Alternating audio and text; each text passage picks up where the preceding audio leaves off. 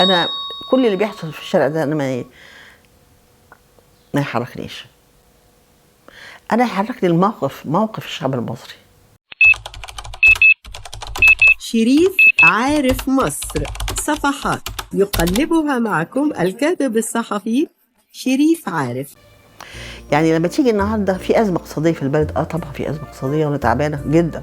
انا بشتري الدواء بالعافيه، يعني بالعافيه. وانا سبت بيتي وجيت عند بنتي لاني مش قادره ما اقدرش اعيش هناك، يعني بعيش بمعاش ما اقدرش. والناس مش مستعده، ولا انا ولا مستعده اتذمر. وفي حرب اكتوبر السادات رفع الاسعار، وانا فاكره بالتحديد السكر هو رفع كل الاسعار، لكن انا فاكره بالتحديد السكر، ما اعرفش ليه يعني. لكن ما تحركناش، ما تذمرناش. يعني الشعب المصري شعب قديم له تاريخ وله حضاره، وهو بيتحرك من الحته دي ان هو عارف بلده.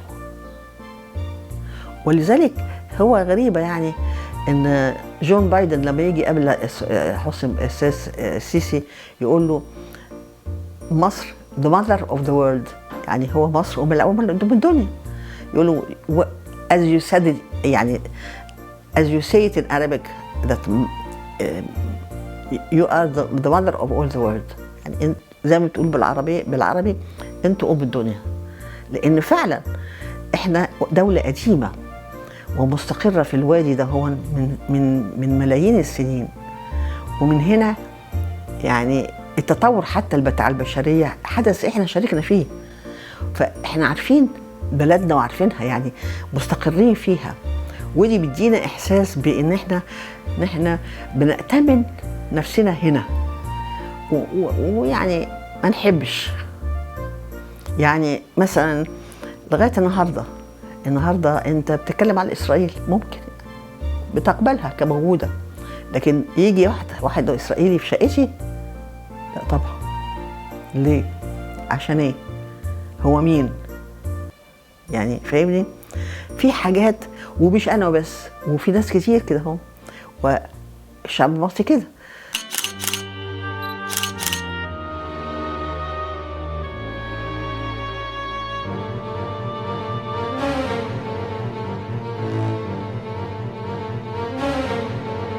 شريف عارف مصر، صفحات يقلبها معكم الكاتب الصحفي شريف عارف.